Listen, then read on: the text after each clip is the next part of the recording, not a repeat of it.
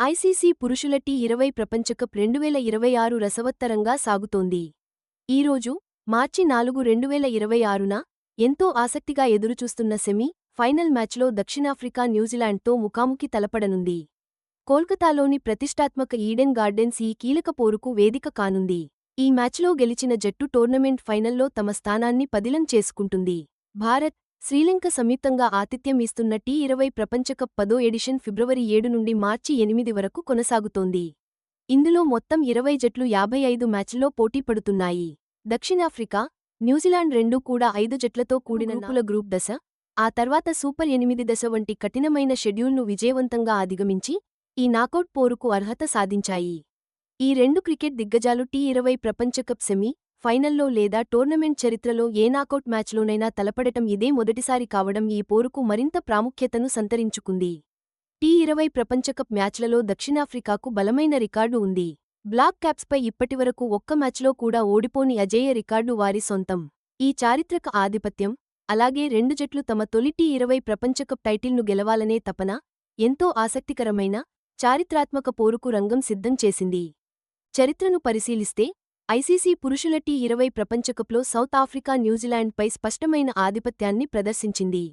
ఈ టోర్నీలో గతంలో 5 సార్లు తలపడితే 2007లో తొలి ఎడిషన్ నుంచి మొదలుపెట్టి 2009, 2010, 2014, అలాగే ప్రస్తుతం జరుగుతున్న 2026 టోర్నీలో ముందు జరిగిన ఒక మ్యాచ్లో కూడా ప్రొటియాస్ టీమే అన్నిసార్లూ గెలిచింది. ఇక ఈ 2026 ఎడిషన్లోనే రీసెంట్గా జరిగిన మ్యాచ్లో సౌత్ ఆఫ్రికా అహ్మదాబాద్లో న్యూజిలాండ్ను 7 వికెట్ల తేడాతో ఓడించింది. ఇది వాళ్ల సెమీఫైనల్ ముందు మానసిక ఆధిపత్యాన్ని మరింత పెంచింది.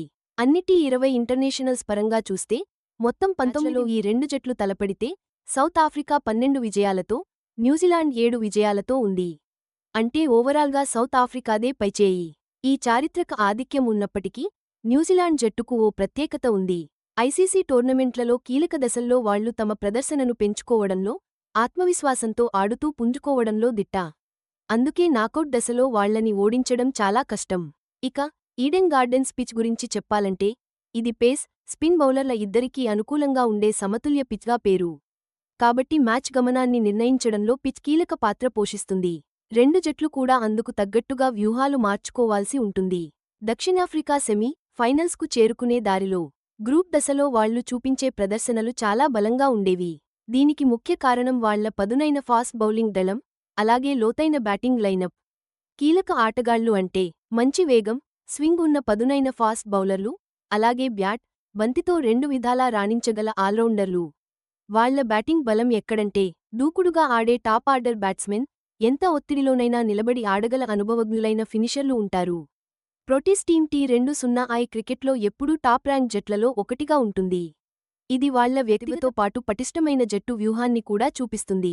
ఈ టోర్నమెంట్లో సూపర్ 8 దశలో ఒక్క ఓటమి కూడా లేకుండా ముందుకు సాగడం చూస్తుంటే వాళ్ల ఛాంపియన్షిప్ ఆశలు ఎంత బలంగా ఉన్నాయో తెలుస్తోంది. టీం దృష్టి అంతా ప్రశాంతంగా ఉంటూ తమ ప్లాన్లను పక్కాగా అమలు చేయడంపైనే ఉంటుంది. ముఖ్యంగా పవర్ ప్లే, డెత్ ఓవర్స్ వంటి కీలక దశల్లో. ఎందుకంటే టీ20 మ్యాచ్లు ఎక్కువగా అక్కడే నిర్ణయించబడతాయి. వాళ్ల ఫీల్డింగ్ ఎప్పుడూ చాలా షార్ప్గా ఉంటుంది. బౌండరీలకు వెళ్లే బాల్స్ను డాట్ బాల్స్గా మార్చడంలో, అలాగే రనౌట్ ఛాన్స్లు క్రియేట్ చేయడంలో వాళ్ల ఫీల్డింగ్ కీలక పాత్ర పోషిస్తుంది.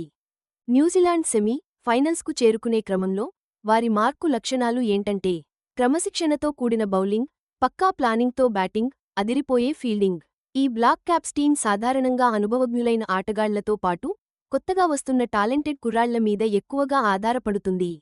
వాళ్ల బౌలింగ్ విషయానికి వస్తే ఖచ్చితత్వంతో వేగంగా బౌలింగ్ చేసే పేసర్లు, తెలివిగా బంతులేసే స్పిన్నర్లతో కూడిన బలమైన టీం ఉంటుంది. వీళ్లు ప్రత్యర్థి స్కోర్ను కట్టడి చేయడమే కాదు, కీలక సమయాల్లో వికెట్లు కూడా తీయగలరు. ఇక బ్యాటింగ్లో న్యూజిలాండ్ టీం చాలా ప్లాన్గా దూకుడుగా ఆడుతుంది. భాగస్వామ్యాలు నిర్మిస్తూ ఇన్నింగ్స్ చివరి భాగంలో స్కోర్ వేగం పెంచడం వాళ్ల ప్రత్యేకత.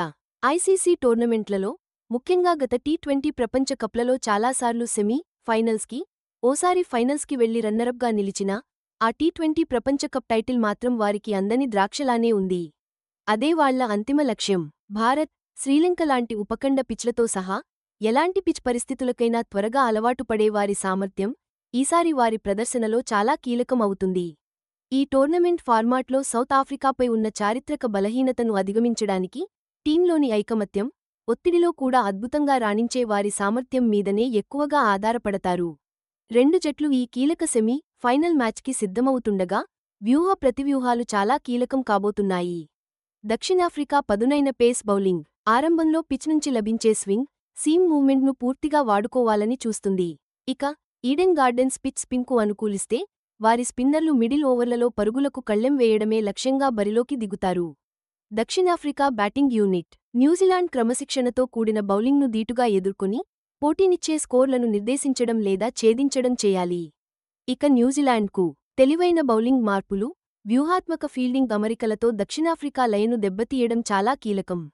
న్యూజిలాండ్ బ్యాట్స్మెన్ ప్రొటీస్ బౌలింగ్ను దీటుగా ఎదుర్కొంటూనే పరుగుల వేగాన్ని తగ్గించకుండా చూసుకోవాలి. ముఖ్యంగా దక్షిణాఫ్రికా కీలక వికెట్ టేకింగ్ ఆప్షన్స్ విషయంలో చాలా జాగ్రత్తగా ఉండాలి. తప్పులు లేని ఆట, బలమైన వ్యక్తిగత ప్రదర్శనలు, అలాగే ఆట ప్రణాళికలను పక్కాగా అమలు చేయడం, ఇవన్నీ మార్చి 8న ఫైనల్కు చేరుకోవడానికి కీలకమని రెండు జట్లకూ బాగా తెలుసు. ఈ సెమీ ఫైనల్ ఒక ఉత్కంఠభరితమైన పోరుగా ఉండబోతోంది. క్రికెట్లో ఎంతో పోటీనిచ్చే ఈ రెండు దేశాల బలాన్ని, వ్యూహాత్మక తెలివిని ఈ మ్యాచ్ ప్రదర్శిస్తుంది. తమ తొలి ఐసీసీ పురుషుల టీ20 ప్రపంచకప్ టైటిల్ను గెలుచుకోవాలని ఇరు జట్లూ తహతహలాడుతున్నాయి.